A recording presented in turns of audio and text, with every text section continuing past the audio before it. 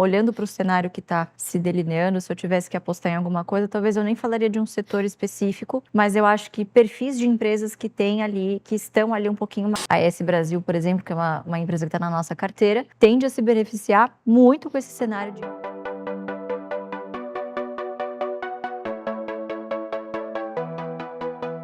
Em 2024, qual é o setor que tu acredita que vai ser o destaque da Bolsa? E vou te exigir um pouquinho mais ali do que os dividendos e tal. Com esse cenário macro, corte de juros nos Estados Unidos, corte de juros aqui, a gente já sabe que vai acontecer.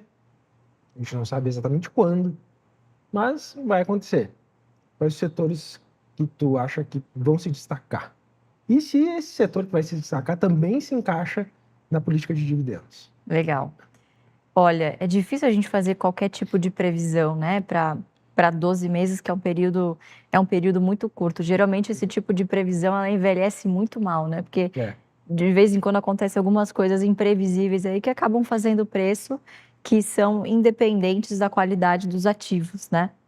Mas enfim, olhando para o cenário que está se delineando, se eu tivesse que apostar em alguma coisa, talvez eu nem falaria de um setor específico, mas eu acho que perfis de empresas que tem ali, que estão ali um pouquinho mais alavancadas. Então, a tendência agora caindo a taxa de juros, enfim, câmbio melhorando, eu acho que para boa parte dessas empresas que trabalham alavancadas, você tem ali um alívio muito grande, né? E a sua estrutura de capital acaba ficando um pouco mais leve. Então, por exemplo, das empresas que a gente gosta, que acabam se beneficiando, você tem ali as transmissoras, até as geradoras, né, que muitas delas passaram por um ciclo agora bem robusto de investimentos, né? Então, citando a AS Brasil, por exemplo, que é uma empresa que está na nossa carteira, tende a se beneficiar muito com esse cenário de queda de taxa de juros, né? Então, obviamente, você pagando um serviço de dívida menor, você sobra mais lucro lá no final, portanto, você está um pouquinho mais flexível para você distribuir um pouquinho mais de dividendo, né? Então, acho que, via de regra, vão se beneficiar empresas que estejam mais alavancadas no momento, né? Então, eu gosto bastante de sempre falar do setor de transmissão, porque, independentemente do seu perfil, se você for mais conservador ou não, você consegue entender claramente quais são as vantagens competitivas desse tipo de empresa, né, que atua nesse segmento. Então, falando especificamente de transmissão, a gente claramente tem um mundo de oportunidades aí, greenfield, né, porque nesses últimos 5 anos, vamos dizer assim, a diversificação da nossa matriz energética, ela foi muito mais para um lado de novos empreendimentos, né, de portfólios eólicos, que estão ali concentrados na região Nordeste. E o polo consumidor está nas regiões Sul e Sudeste. Sim. Então, você precisa de linhas de transmissão. Tem que chegar até o Sul e Tem Sudeste. que fazer chegar até o mercado consumidor. Então, você precisa ali das transmissoras. Com a vantagem de que são contratos de longo prazo, são contratos corrigidos por IGPM ou IPCA, a maioria hoje é mais por IPCA, né? E são empresas que, geralmente, como eu disse, operam um pouquinho mais alavancadas, né? Então, você tem uma TRPL, uma Taesa que hoje estão operando ali a 4 vezes, 4,5 vezes dívida líquida EBITDA, então elas tendem a se beneficiar com essa queda de taxa de juros, né? E não dependem do mercado consumidor em si, né? Elas são remuneradas ali de acordo com as premissas no momento do leilão, no momento da concessão. Sim.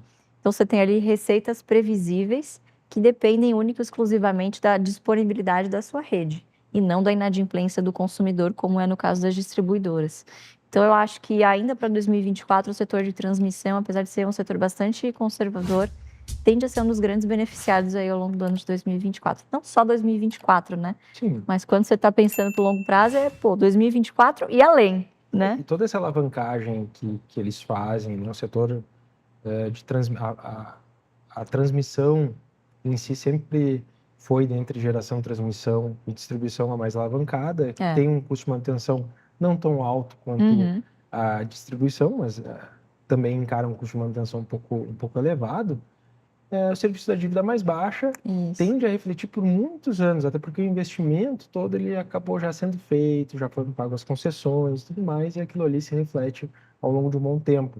O que a gente espera é que consigamos manter uma Selic mais baixa por um tempo Exato. maior, né? Para que Exatamente. essas empresas consigam realmente... Essa pode ser a surpresa aí ao longo do ano, né? Mas se tudo correr como a gente está esperando aí para o relatório Focus até o final do ano, talvez, quem sabe, já tem gente apostando aí em uma Selic aí abaixo de 2 dígitos, né? E o setor elétrico, especificamente, quando a gente tem uma atividade econômica mais forte, a gente viu o PIB sendo divulgado, Sim. o PIB saiu em 2,9% de 2023, a gente viu o PIB divulgado e a projeção do Focus para 2024 já foi revista 2 vezes para cima do PIB em 2024. Uhum. Automaticamente a gente tem uma atividade econômica no país mais Perfeito, mais pujante. pujante.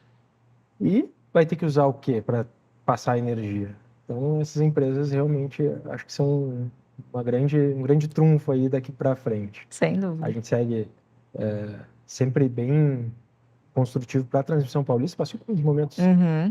complicados, mas a gente tem algum apreço por Taesa também. Acho que essas são as mais queridinhas da Bolsa aí, né? São fáceis de entender, né? Fácil É. de você entender por que é um case que se sustenta aí no longo prazo.